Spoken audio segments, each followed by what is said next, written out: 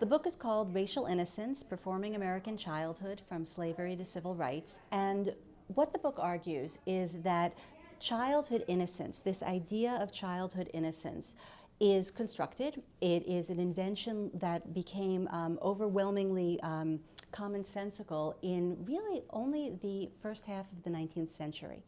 And as soon as that idea of childhood innocence was very widely available, as soon as it became common sense, it became used in racial arguments.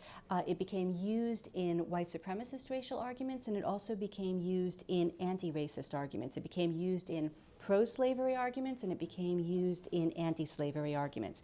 This figure of the innocent child. So the idea of childhood innocence became fundamental to U.S. racial formation from the mid-19th through the early 20th century.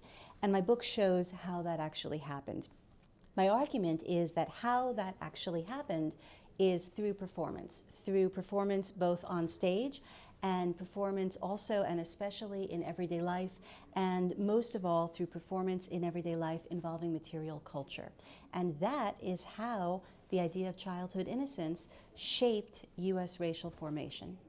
The book is about a black-white binary, and it's about the construction of a black-white binary in U.S. culture. So I am reflecting that construction, and I'm really working within it because I am showing how one of the ways in which it was created through childhood. So this is one of the interventions that my book is making. I am showing how childhood was crucial to the creation of a black-white binary in U.S. culture. Part of my argument is that things script behaviors. They prompt or invite behaviors, which is not the same as dictating behaviors, but they prompt or invite behaviors in their historical moment based on cultural knowledge of how we're supposed to act.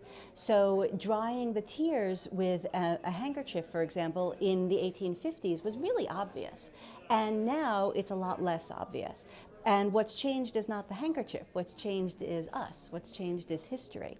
And so I have a chapter on the Raggedy Ann doll, and the Raggedy Ann doll is an invention of 1915. It's the semi-centenary of the end of the Civil War, and 1915 was a year when there was a lot of energy around remembering the Civil War.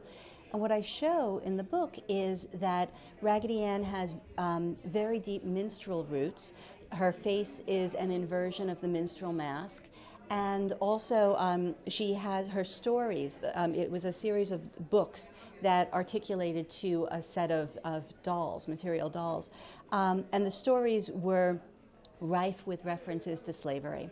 So this is a very complicated doll that is referring to history and that is prompting historical reenactments in a way, enactments with enormous differences, enactments made to appear innocent. One of the arguments I make is that soft dolls, dolls that are made of cloth, dolls that are made of rubber, invite violent play. They invite roughhousing. And when those dolls that invite roughhousing have very complicated racial meanings, then the roughhousing acquires very complicated racial meanings. But then, of course, history continues and times change, and then often the original historical context is forgotten.